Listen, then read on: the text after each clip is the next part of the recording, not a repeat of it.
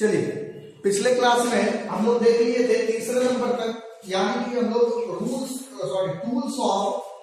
का हम लोग बात किए थे। Process of recombinant DNA technology में कितना सारा प्रोसेस हम लोग देखे थे, टोटल 7 प्रोसेस था, जिसमें सबसे पहला था आइसोलेशन ऑफ डीएनए, दूसरा था डाइजेशन ऑफ डीएनए, तीसरा था जीन एम्प्लीफिकेशन, चौथा था इंट्रोडक्शन ऑफ रिकॉम्बिनेंट डीएनए, पांचवा था आइडेंटिफिकेशन ऑफ रिकॉम्बिनेंट डीएनए, छठा था जीन प्रोडक्ट मैन्युफैक्चर और सातवां था डाउनस्ट्रीम प्रोसेसिंग या प्रोसेसिंग। तो 3 हम लोग देखे थे, isolation of DNA, digestion of DNA and introduction of DNA, sorry gene amplification. 3 हम लोग देखे थे। आज हम लोग चौथे में बात करेंगे introduction of recombinant DNA into host cell. देखिए, जब हम लोग क्या किए, डीएनए को कट किए, डीएनए को कट किए, तो डीएनए को कट करने के बाद हम लोग 2 केस देखे थे कि या तो क्या हुआ कि जब हम लोग वेक्टर और फॉरेन दोनों को कट किए, दोनों को कट करने के बाद हम लोग ऐसा देखते थे कि कभी कभी जो प्लाज्मिड था वो ऑटोमेटिक अपने आप जुड़ जाता था, दोनों स्टिकेज अपने आकर के जुड़ गया, और कभी कभी जो हम लोगों का जीन ऑफ इंटरेस्ट था वो भी क्या हुआ था, वहां पर आकर के लगता था। तो वो जो जब प्लाज्मिड का दोनों स्टिकेज आकर के जुड़ा खुद से, तो उसको हम लोग क्या कहते थे, नॉन रिकॉम्बिनेंट डीएनए। और दूसरा जो था जिसमें क्या होता था कि प्लाज्मिड के साथ हम लोगों का जीन ऑफ इंटरेस्ट आता था, उसको हम लोग कहते थे क्या, रिकॉम्बिनेंट डीएनए। तो जब क्या हुआ कि रिकॉम्बिनेंट डीएनए मॉलिक्यूल तैयार हो गया, मल्टीप्लाई हो गया, तो उसको अब क्या करना है कि किसी होस्ट सेल में डालना है, जहां पर वो क्या करे, अब ग्रो करना है, जहां पर उसको क्या है कि जहां पर उसका जरूरत है या जहां पर वो मल्टीप्लाई कर सके, वैसे जगहों पर उसको डाला जाता है। होस्ट के बारे में आप जानते हैं, पहले से, इसमें बताने का होस्ट क्या है। अब देखिए, once the recombinant DNA molecule has been multiplied, it need to be inserted into host cell। जब क्या ये होता है, इसके बाद ये जब मल्टीप्लाई करना शुरू किया, उसके बाद उसको क्या होता है, होस्ट सेल का जरूरत होता है। अब होस्ट सेल में इंटर कराने के लिए हम लोग क्या करते हैं, कुछ कॉमन मेथड है, सब कॉमन मेथड 8। पहला है ट्रांसफॉर्मेशन के बारे में आप एक बार देख चुके हैं, फिर भी आप देखिए क्या है। This is a method where a cell take up DNA from their surroundings. Since many cells, such as those of E. coli, yeast, and mammals, do not naturally absorb DNA, they need to make competent। Transformation में हम लोग क्या देखे थे कि जैसे देखिए कि एक हम लोग क्या किए कि इस तरह से एक प्लाज्मिड में इस तरह से कट लगाए, यहाँ पर जोड़े, फिर इसके बाद यहाँ पर भी जोड़े, इसके बाद इसको जब हम लोग किसी बैक्टीरिया में दिए यहाँ पर, तो अब ये क्या होगा कि इसके साथ ग्रो करता है, यानी कि इसका अपना खुद का जो कैरेक्टर है वो क्या हुआ है, वो डिजेनरेट कर गया, वो डिजेनरेट कर गया है। अब ये नया कैरेक्टर लेकर के आया है, इसी को हम लोग क्या कहते हैं, ट्रांसफॉर्मेशन। दूसरा है ट्रांसक्रिप्शन। देखिए, इस मेथड में हम लोग क्या करते हैं, डीएनए को किसी भी चार्ज मॉलिक्यूल के साथ मिक्सअप कर देते हैं। डीएनए को क्या करेंगे, किसी चार्ज मॉलिक्यूल के साथ मिक्स करेंगे। अगर हम लोग बात करें कि डीएनए को किस चार्ज मॉलिक्यूल के साथ मिक्स किया जाता है, तो आप देखिए, जैसे आप लीजिए कैल्शियम है, फॉस्फेट है, कैटायनिक लाइपोसोम है, कुछ भी ऐसा जो भी चार्ज है उसके साथ हम लोग उसको मिक्स करेंगे, और मिक्स करने के बाद उसको क्या करते हैं, होस्ट सेल के ऊपर, होस्ट रेसिपिएंट के ऊपर क्या करते हैं, स्प्रे कर देते हैं। होस्ट के ऊपर क्या करेंगे, होस्ट रेसिपिएंट के ऊपर उसको क्या करेंगे, स्प्रे करेंगे, जिसके बाद वो क्या होता है, वहां पर ग्रो करता है। ये हुआ दूसरा, बी नंबर। तीसरा आता है माइक्रो इंजेक्शन और मैक्रो इंजेक्शन। देखिए, नाम से क्लियर है, माइक्रो मतलब क्या, माइक्रो मतलब स्मॉल और मैक्रो मतलब बड़ा। माइक्रो इंजेक्शन, देखिए अगर हम लोग बात करें किसका, माइक्रो इंजेक्शन, देखिए ये दोनों इंजेक्शन है, इंजेक्शन हम लोग सब जानते हैं क्या, ये दोनों इंजेक्शन है जिसके हेल्प से जो है हम लोग क्या करते हैं, इसके हेल्प से, माइक्रो इंजेक्शन और मैक्रो इंजेक्शन के हेल्प से हम लोग क्या करते हैं कि किसी भी डीएनए को क्या करेंगे कि बिना किसी यूकैरियोटिक वेक्टर के किसी भी जगह पर क्या करवा सकते हैं, इंटर करवा सकते हैं। देखिए क्या है, specially designed macro manipulator is used to inject DNA into cytoplasm और the nucleus of a recipient cell और protoplasm. This method is used to direct injection of DNA into plant and animal cell।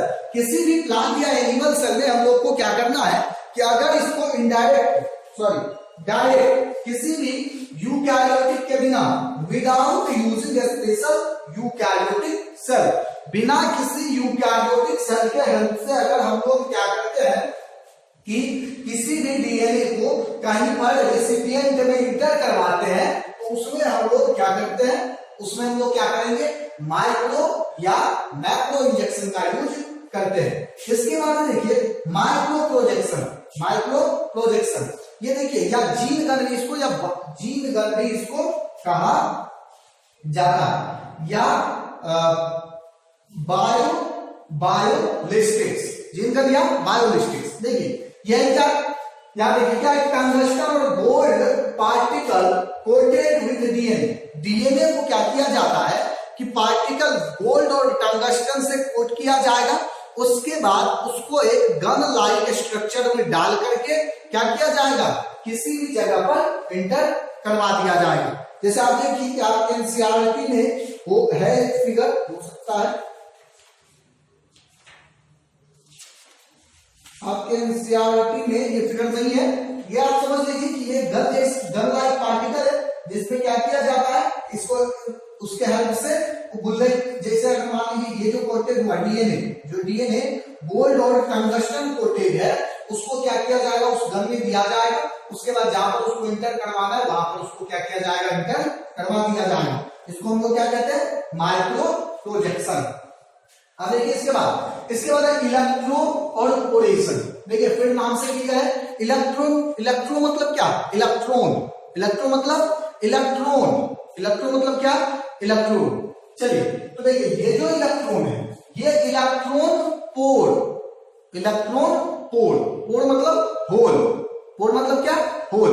तो देखिए electron के जैसा, electron क्या होता है, काफी स्मॉल पार्टिकल है, उसके जैसा पोर का फॉर्मेशन किया जाएगा, इलेक्ट्रॉन के जैसे पोर का क्या किया जाएगा, फॉर्मेशन किया जाएगा। उसके बाद उसके हेल्प से क्या किया जाएगा, डीएनए को इंटर करवाया जाएगा। देखिए क्या है, short electrical impulse of high field strength are given, these increase the permeability of protoplasm membrane by creating transistent microscopic pore, thus making the entry of DNA molecule into the cell much easier। Electron के like पोर, देखिए ये जो पोर होता है इसका formation केवल तभी किया जाएगा जब हम लोग को क्या करना है, डीएनए को इंटर करवाना। जब हम लोग डीएनए को इंटर करवा लिए, इसके बाद ये पोर जो है ये क्या होगा, ऑटोमेटिक जो है ये बंद हो जाता है। समझ के बाद तो चलिए इसके बाद आता है PI planning, most important process, most important and common method to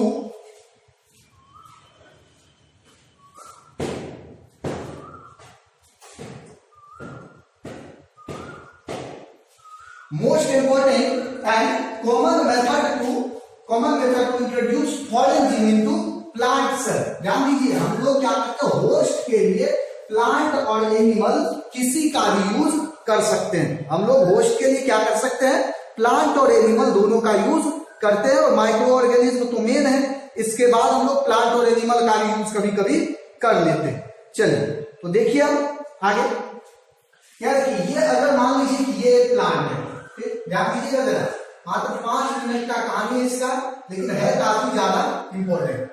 चलिए ये देखिए कि ये क्या है, ये एक प्लांट है, यहां पर ये इसका लीफ है, ठीक।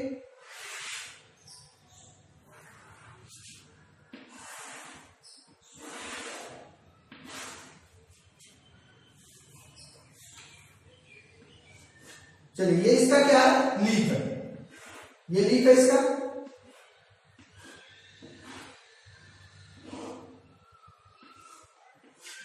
ये लीफ है। चलिए ये अगर लीफ है, और भी बहुत सारा लीफ है, ये जो प्लांट है या बहुत सारा लीफ होगा, ऐसा नहीं है कि हम लोग केवल बात करेंगे इसका एक का। चलिए देखिए ये अगर क्या है कि ये जो है TI plasmid tumour inducing, TI का मतलब है यहां पर क्या, ट्यूमर इंड्यूसिंग प्लाज्मिड। ये ऐसा प्लाज्मिड है कि ये जहां पर इंटर करेगा वहां क्या करता है, ट्यूमर का फॉर्मेशन करता है, वहां क्या करेगा, ट्यूमर। अब ट्यूमर क्या है, ट्यूमर के बारे में जानते हैं।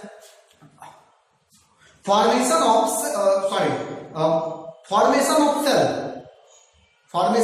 सेल जो फॉर्म हो रहा है सेल, लेकिन कितना, जरूरत से ज्यादा, extra formation of cell is known as tumour. जो ज्यादा अधिक जितना का जरूरत है, जैसे देखिए कि हम लोग को क्या हुआ, कहीं पर घाव, वुंड है, अगर वो वुंड जो है वहां पर वुंड हीलिंग के लिए क्या होता है, सेल डिजेनरेट, सेल क्या करता है, सेल वहां पर ट्रांसफॉर्म होगा, मतलब टूटेगा, डिजेनरेट करेगा, फिर न्यू बनेगा, इस तरह से काम चलते रहा। अब वो काम अगर लगातार चल रहा है, कब तक चलना चाहिए, एक लिमिट है उसका, जब तक वुंड हीलिंग नहीं हो जाता है, घाव भर गया, उसके बाद फॉर्मेशन क्या होना चाहिए, बंद होना चाहिए। लेकिन वो फॉर्मेशन क्या होगा, बंद नहीं होगा। वो फॉर्मेशन देखिए कि अगर बंद नहीं होगा तो वही क्या करता है, ट्यूमर का फॉर्मेशन करता है।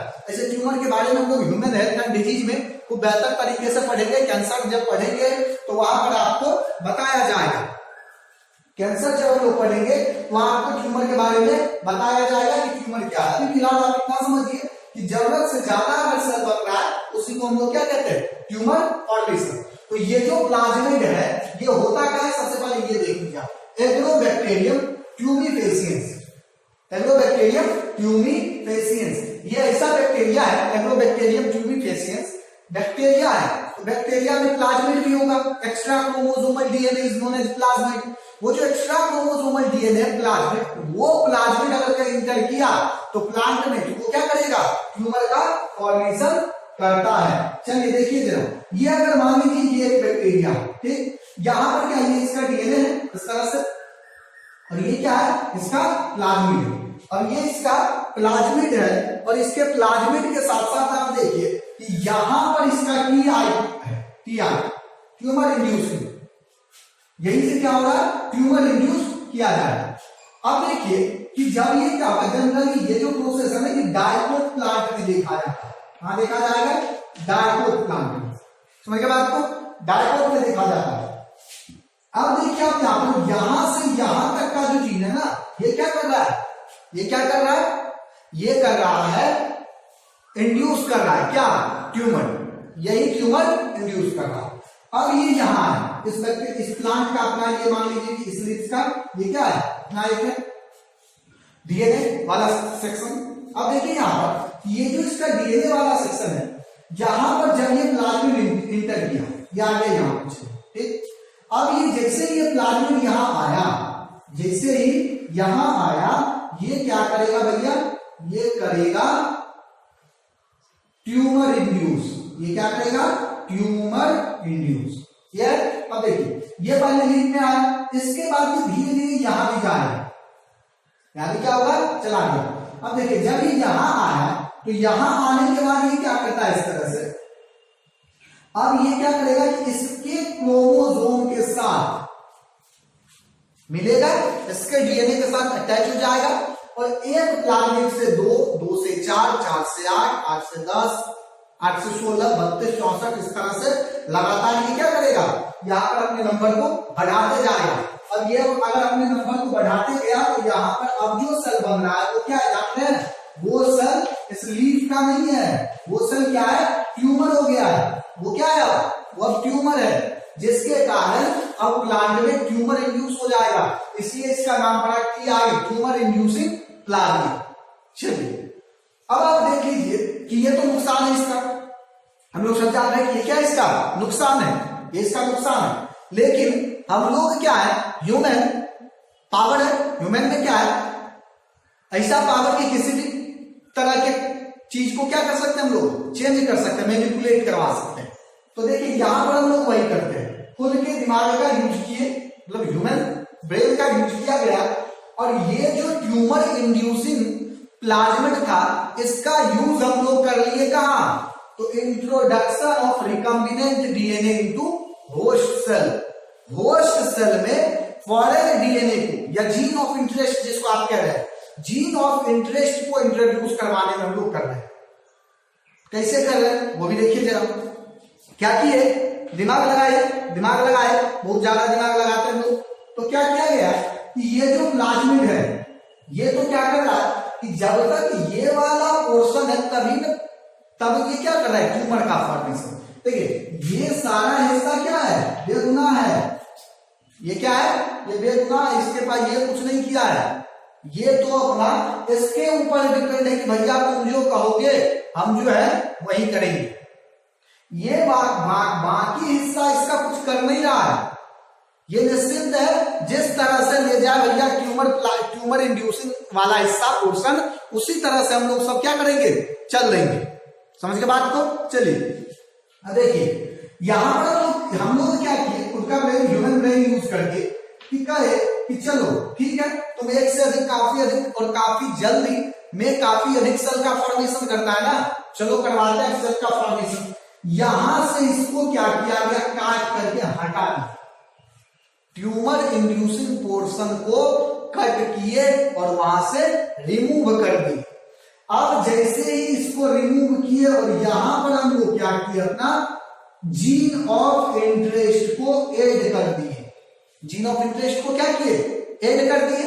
अब देखिए जीन ऑफ इंटरेस्ट को ऐड किए, अब ये अभी तक क्या है कि हम लोग जब ऐड किए, ये बैक्टीरिया को इससे कोई लेना देना है नहीं, बैक्टीरिया भी अपना निश्चित है, लेकिन इसका कैरेक्टर है क्या कि हम लोग को क्या करना है, प्लांट के पास जाना है, प्लांट के लीफ पे जा करके वहां पर अपना क्रोमोजोम है जो एक्स्ट्रा क्रोमोजोम, उसको प्लांट के क्रोमोजोम के साथ मिक्स करना है, और मिक्स करके वहां क्या करना है, ग्रो करना है, मिक्स करके वहां क्या करना है, ग्रो करना है। अब देखिए कि ये सारा काम इसका आदत है, habitation is the bundle of life, वही वाला काम है कि अगर यहाँ कुछ कर दीजिए ये क्या होगा, यहाँ पर करते ही रहेगा, चलते रहेगा काम, ये अपना कैरेक्टर कभी नहीं छोड़ता है। जैसे ही इसको अब हम लोग क्या करते हैं, अब यहाँ पर हम लोग, अब क्या है, यहाँ ट्यूमर इंड्यूसिंग पोर्शन नहीं है, ये क्या है, हम लोगों का जीन ऑफ इंटरेस्ट है, ये हम लोगों का जीन ऑफ इंटरेस्ट है।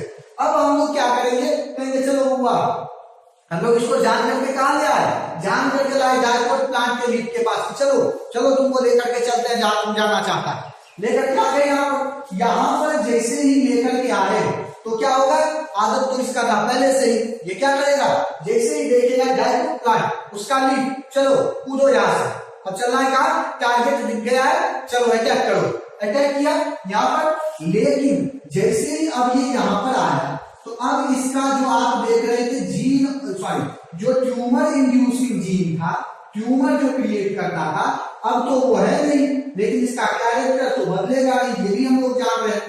ये क्या होगा कि जैसे ही ये देखा डायरेक्ट कूद करके जैसे ही आप पहुंचा, धीरे धीरे वहां क्या करेगा, ग्रो करना शुरू करेगा, वही वाला कहानी 2 से 4, 4 से 8, 8 से 16, 16 से 32, 32 से 64, फिर 128, इस तरह से लगातार ट्यूमर बना रहा है, सेल का फॉर्मेशन नहीं कर रहा, ट्यूमर भी फॉर्मेशन कर रहा है, लेकिन क्या ये जो बन रहा है ये ट्यूमर है नहीं, हम लोग का जीन ऑफ इंटरेस्ट यहाँ क्या किया है, ग्रो कर गया। अब हम लोग क्या करेंगे, यहाँ पर जितना भी सेल लगा है उस सबको आप क्या कीजिए, निकाल करके अपने यूज में ले आइए। क्लोनिंग वेक्टर की तरह क्लोनिंग हुआ या नहीं हुआ, क्लोनिंग हुआ, क्लोनिंग देखे थे ना, multiplication of gene of interest, जो जीन ऑफ इंटरेस्ट था वो जब मल्टीप्लाई करके कॉलोनी बनाता था वही क्या था, क्लोनिंग।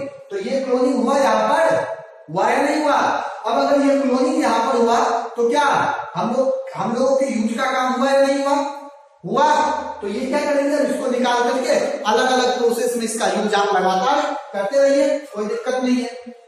अब आप आ जाइए कहां, ठीक है, प्लाज्मिड को जरा देख लीजिए। A more common method of introducing foreign DNA into plant cell to use a bacterium, Agrobacterium tumefaciens and its TI plasmid. इसका plasmid TI tumefaciens. This bacterium attached to leaf of plant and incorporated in plant chromosomal DNA. The infected region of plasmid foreign gene introduced to grow into plantleets. हम लोग क्या किए, infected में क्या किए, जोड़ दिए क्या, जीन ऑफ इंटरेस्ट, और उसके बाद उसको प्लांटलेट्स में इंटर करवा दिए, जाओ बेटा तुम ग्रो करते रहो। अब वहां ग्रो करेगा तो क्या होती है, प्लांट ग्रो नहीं करता है, वहां ग्रो करता है क्या, हम लोगों का जीन ऑफ इंटरेस्ट। क्या ग्रो किया, जीन ऑफ इंटरेस्ट। चलिए अब इसके बाद देखिए 5वें नंबर में आ जाएगा, यहाँ पर 5वें नंबर में आता है आइडेंटिफिकेशन ऑफ रिकॉम्बिनेंट डीएनए। इसमें हमको कुछ भी चीज बताने का जरूरत नहीं है, क्योंकि आपको सेलेक्टेबल मार्कर पढ़ा दिया गया है। एक बार छोटा सा चीज इसके बारे में देख लीजिए। After the insertion of recombinant DNA into host, इतना सारा प्रोसेस से हम लोग क्या किए, हम लोग रिकॉम्बिनेंट डीएनए को होस्ट में इंटर करवा दिए। अब जो इंटर करवाए तो पता तो चलना चाहिए कि भैया कहाँ इंटर हुआ और कहाँ इंटर नहीं हुआ। हम लोग देखे थे जब बैक्टीरिया में इंटर करवाते थे तो 3 केस बनता था, नंबर 1, नंबर 2 और नंबर 3। एक में आया कौन, नॉन रिकॉम्बिनेंट, एक में कौन आया, नॉन रिकॉम्बिनेंट, दूसरा में कौन आया, रिकॉम्बिनेंट, तीसरा में कोई आया ही नहीं। जब नॉन रिकॉम्बिनेंट आया, नॉन रिकॉम्बिनेंट किसको कहेंगे, ध्यान दीजिए एक बार फिर से नॉन रिकॉम्बिनेंट पे। ये अगर एक प्लाज्मिड है, ठीक, ये क्या है, प्लाज्मिड है, 2 प्लाज्मिड ले लिए, इसको क्या किए, यहां से कट लगाए, यहां से क्या किए लोग, सॉरी यहां से क्या किए, कट लगाए, एसटीटी बन गया, और यहाँ भी कट लगा दिए। चलो यहाँ भी क्या किए हैं, कट लगा दिए हैं, यहाँ भी बन गया क्या, यहाँ भी बन गया एसटीटी। अब हम लोग क्या करेंगे, अपना जीन ऑफ इंटरेस्ट पूछने का कोशिश करेंगे यहाँ पर। तो यहाँ क्या है कि जीन ऑफ इंटरेस्ट एंटर करवाना चाहिए, लेकिन क्या होगा कि भैया जैसे जब तक आपका जीन ऑफ इंटरेस्ट यहाँ पहुंचा उससे पहले ही ये अपना खाना पीना खा के निश्चिंत हो जाएगा। दोनों स्टिकी भी बनाता, दोनों आपस में क्या होगा, अटैच हो जाएगा, तो फिर से क्या करेगा, प्लाज्मिड का फॉर्मेशन कर लेगा। ये कहेगा कि भैया हमको किसी चीज से लेना देना नहीं है, हम जैसे अपना क्या है खुश है। लेकिन दूसरा हिस्सा देखिए, दूसरे हिस्सा में क्या होगा, नंबर 1 और नंबर 2 में। देखिए नंबर 2 में क्या होगा, अब हम लोग क्या किए कि जीन ऑफ इंटरेस्ट क्या हुआ था, यहाँ इंटर हुआ, ये चलेगा भैया, ये क्या हो गया, रिकॉम्बिनेंट डीएनए बना। इसका तो हम लोगों का जरूरत है, हम लोग क्या कहेंगे कि तुम्हें केवल जो है काम का चीज है, बाकी सारा क्या है, बेकार है, इस सबसे हम लोगों को कोई लेना देना नहीं है। चलो तुमको लेकर के चलते हैं पालकी में। चलिए यहां से क्या किए, रिकॉम्बिनेंट डीएनए को लेकर के आए कहा, यहाँ पर। अब यहाँ नॉन रिकॉम्बिनेंट और रिकॉम्बिनेंट दोनों आ गया। अब क्या करेंगे, कैसे पहचानेंगे, तो नॉन रिकॉम्बिनेंट में जब क्या किए थे, कट लगाए थे तो कोई चेंज नहीं था, यानी कि वहां पर जो भी एंटीबायोटिक था वो सब पहले से ही प्रेजेंट जो था वो रहेगा ही। लेकिन यहाँ पर एक एंटीबायोटिक कोई ना कोई हटेगा, या अगर कोई नहीं है तो क्या एक ही है तो वही हट जाएगा। उसके बाद हम लोग सेलेक्टेबल मार्कर का यूज देखे थे, एक एग्जांपल आपको दिए थे PBr 322, बाकी आप होशियार है, आप इसको देख लीजिएगा। Recombinant DNA to host cell, these need to be identified from those which do not possess it. This method is used with the help of selectable marker. चलिए बढ़ते आगे, जीन प्रोडक्ट मैन्युफैक्चर। जब हम लोग क्या किए, रिकॉम्बिनेशन करवा दिए, जब हम लोग क्या किए, रिकॉम्बिनेंट डीएनए को रिकॉम्बिनेशन करवा दिए, उसके बाद रिकॉम्बिनेंट डीएनए को होस्ट में इंटर करा दिए, चाहे वो प्लांट है, एनिमल है, या कोई भी मेमल से कहीं पर भी इंटर करवाए तो डीएनए मल्टीप्लाई करता है। मोस्ट ऑफ रिकॉम्बिनेंट, बहुत सारा रिकॉम्बिनेंट टेक्नोलॉजी ऐसा है जिसका एम एक ही है। क्या उसका एम है? कि डिजरेबल प्रोटीन, जिसका हम लोगों को जरूरत है, उस प्रोटीन को निकालना है भैया किसी तरह से।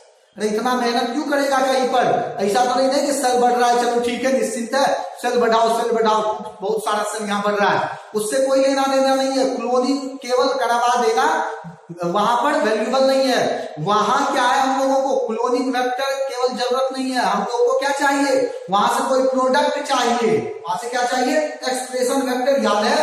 एक्सप्रेशन वेक्टर याद है? वहां क्या बताया गया था कि अगर हम लोग किसी भी जीन का या डीएनए का यूज किसी प्रोडक्ट के लिए करेंगे तो उसको हम लोग क्या कहेंगे? Expression vector.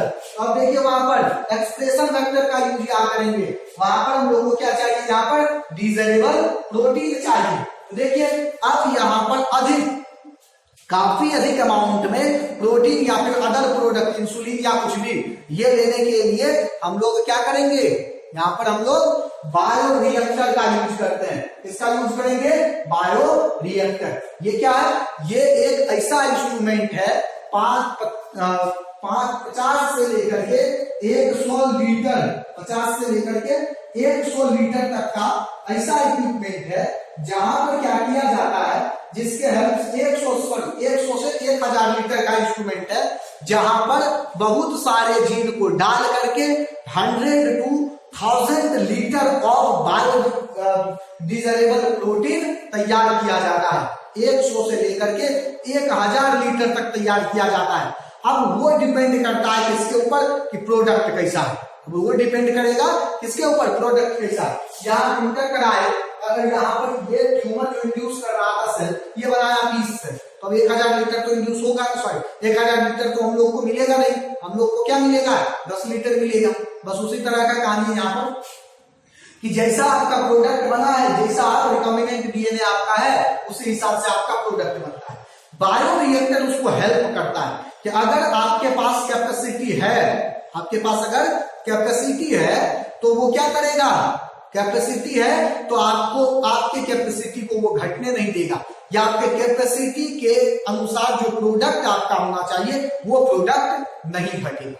समझ गए बात को? तो वही काम यहाँ है। बायो रिएक्टर क्या है? कि ऐसा इंस्ट्रूमेंट है जो ऑप्टिमल टेम्परेचर, पीएच या फिर अदर जो भी इन्वायरमेंट है, जैसे देखिए providing optimal growth condition such as substance, temperature, pH, etc, अलग अलग चीज वहां प्रोवाइड कराता है। कि अगर आपका कैपेसिटी है कि आप 1000 लीटर ग्रोथ करवा सकते हैं, प्रोटीन जनरेट कर सकते हैं, तो वो क्या करेगा? उसमें आपको हेल्प करेगा कि वो 1000 से मतलब 1000 से 900 लीटर पर नहीं पहुंचे, उतना ही प्रोड्यूस करे वो प्रोटीन जितना उसका कैपेसिटी है।